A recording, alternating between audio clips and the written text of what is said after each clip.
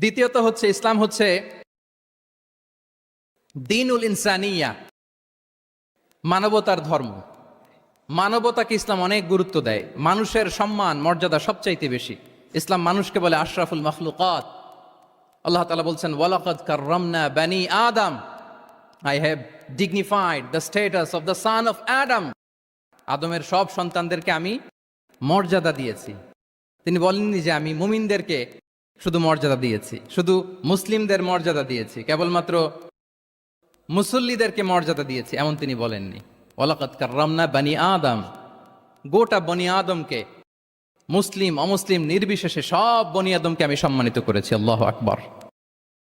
এভাবে ইসলাম মানবতার কথা বলে এবং মানুষের জন্য যে কাজ করে ইসলাম তাকে শ্রেষ্ঠ মানুষ বলেছে।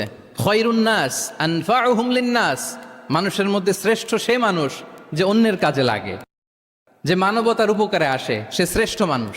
এভাবে ইসলাম মানবতার জয়গান গেয়েছে। আল্লাহ রাসূল সাল্লাল্লাহু আলাইহি ওয়া আলিহি ওয়াসাল্লামের সামনে দিয়ে একবার একটা লাশ যাচ্ছিল। তিনি সাহাবাদেরকে নিয়ে বসেছিলেন। হঠাৎ ওই লাশ দেখে রাসূল সাল্লাল্লাহু আলাইহি ওয়াসাল্লাম দাঁড়িয়ে গেলেন। সাহাবারা বললেন, ইয়া রাসূলুল্লাহ ইন্নাহু ইয়াহুদি, এটা ইহুদির লাশ। কার লাশ? জুইশ ইহুদির লাশ। আপনি দাঁড়ালেন যে? রাসূল সাল্লাল্লাহু আলাইহি ওয়াসাল্লাম বললেন, আওয়ালাইসাত নাফসান, সে হোক ইহুদি, সে কি মানুষ নয়? এটা কি একটা প্রাণ নয়? এটা কি একটা আত্মা নয়? আমি তো ইহুদি, খ্রিস্টান, নাস্তিক সেটা দেখিনি, আমি মানুষ, এ কারণে সম্মান দিয়ে দাঁড়িয়ে গিয়েছি। আল্লাহু আকবার।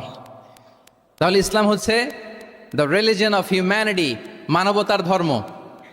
যারা আমাদেরকে মানবাধিকার শিখায়, যারা মানবতার কথা বলতে চায় আমাদের কাছে এসে, তাদের খুব ভালো করে এগুলো জেনে নেওয়া উচিত যে ১৫০০ বছর আগে ইসলাম যেভাবে মানবতাকে উচ্চে তুলে ধরেছে, মানুষের মর্যাদাকে সবচেয়ে উপরে তুলে ধরেছে, মানুষকে আশরাফুল মাখলুকাত বলেছে, নতুন করে মানবতা তাদের কাছ থেকে আমাদের শেখা লাগবে না।